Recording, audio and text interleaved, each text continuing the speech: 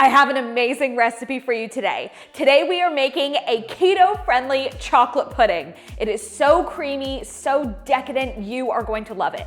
The first thing you want to do is take some gelatin and some water and mix it all together.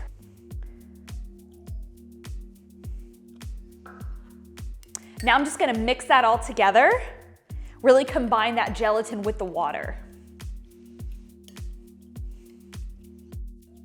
Great, now I'm going to put that to the side and move on over to the stove. The first thing you want to do is grab your saucepan, take your cream and pour it in.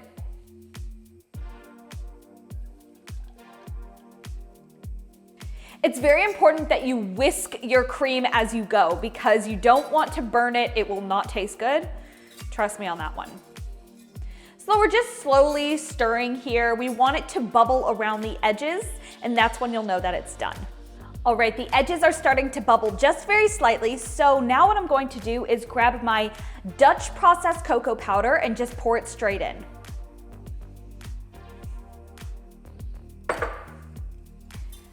Now I'm gonna mix it all together to really combine that cream with the cocoa powder. Now what I did do is sift the cocoa powder. I did this just to make sure there weren't any clumps. It's not super necessary, but I do prefer to do it this way. You can just dump it in as is though.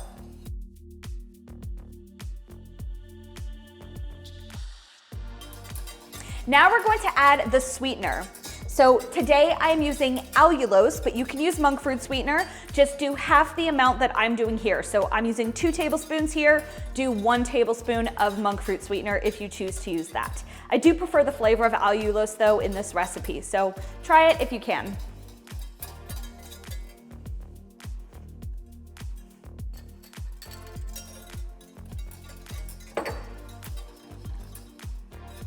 Once that's all combined, you're going to take your gelatin and just scoop that straight in. It's okay if it's solidified a little bit, that's what you want. It'll melt straight down once you add it into the heat.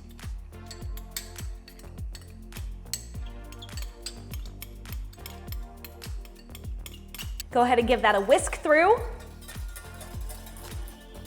The gelatin is what's really going to help it form into a pudding-like consistency. If you don't have it, it's going to be a liquidy mess. So make sure you do add in the gelatin. If you need substitutes for any of this recipe, whatever part of it, then comment below and I can help you out with that. Now add in your keto-friendly chocolate chips. Today I'm using dark chocolate, but if you don't like the bitterness of dark chocolate, you can use milk chocolate.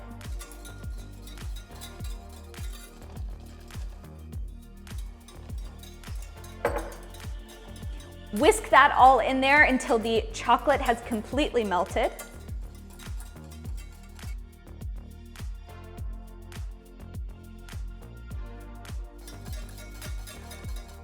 All right, that looks good to me. Now I'm gonna take it over back to the counter. We're gonna put them in some jars. What you're gonna do now is take your chocolate pudding mixture and just pour it straight into your containers.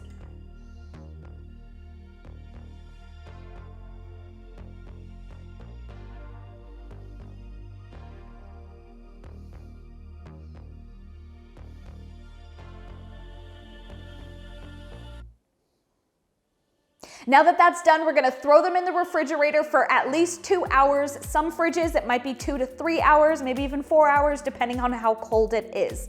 So play around with the timing. I know this is the worst part. You're gonna have to wait a little bit, but trust me, it is worth it.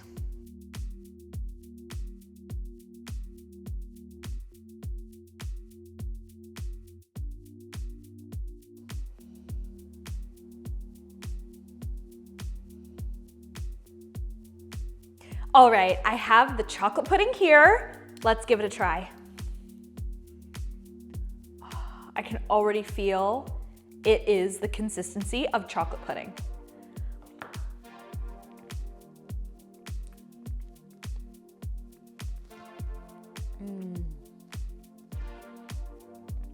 Wow.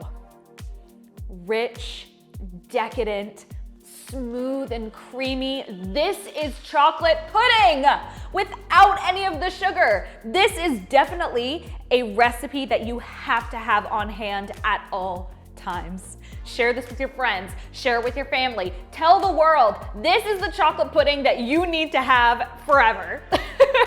Anyway, I really hope you enjoyed this recipe. Please remember to like this video, comment on this video if you have any future video suggestions for me, and subscribe to my channel if you want to see more videos just like this one. Anyway, I hope you have a great day. See you later.